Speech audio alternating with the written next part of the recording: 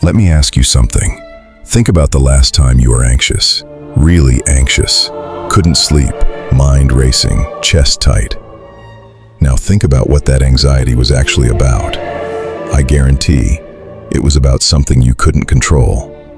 A person's opinion of you, an outcome you were waiting on, the future, someone else's decision. We suffer not because life is hard.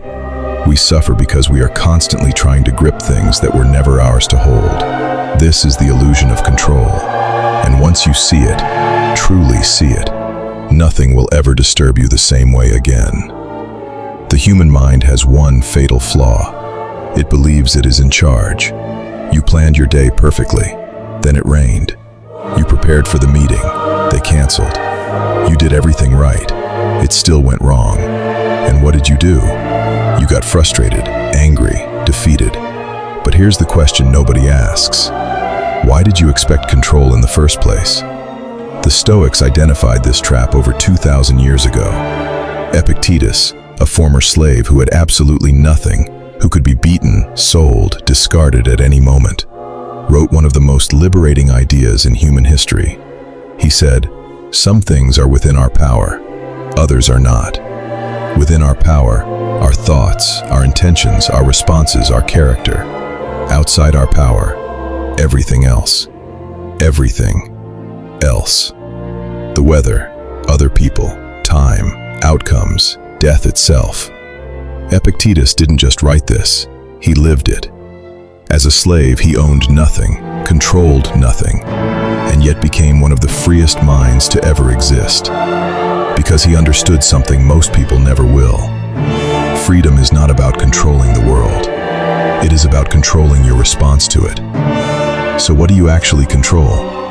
Less than you think, far more than you use. You control your attention. Right now, in this moment, you chose to listen. That was yours. You control your effort. Whether you give everything or nothing, that decision belongs entirely to you. You control your interpretation. Two people can lose a job. One collapses, one rebuilds. Same event, different interpretation, different life. You control your values, what you stand for, what you refuse to compromise, the kind of person you are when nobody is watching. Marcus Aurelius was the most powerful man on earth, emperor of Rome, commander of armies, and yet he wrote in his private journal, "Things that are external cannot touch the soul." Think about that. The man who controlled an empire spent his life reminding himself what he could not control. Because he knew, the moment you reach for what is not yours, you lose what is. Your peace, your clarity, your power. So how do you actually live this? It starts with a pause. The next time something goes wrong, and something will go wrong, before you react, ask yourself one question. Is this within my control? If yes, act, immediately and completely. If no, release it.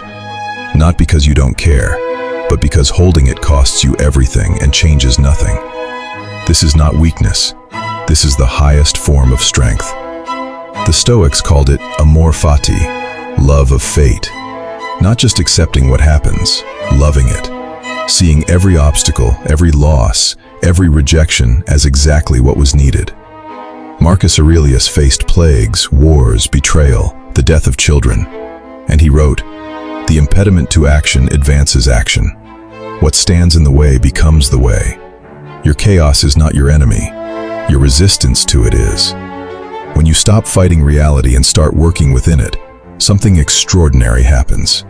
You become unshakable. Not because life gets easier, but because you stop needing it to. Most people will spend their entire lives chasing control they will never have. Anxious about tomorrow, bitter about yesterday, missing today entirely. But you, if you take one thing from this, remember this. You cannot control the storm, but you can become someone the storm cannot break. That is the waking mind. Not someone who has all the answers, but someone who has stopped being a slave to the questions. Wake up to what is yours, release what is not, and watch how different everything becomes. See you in the next one.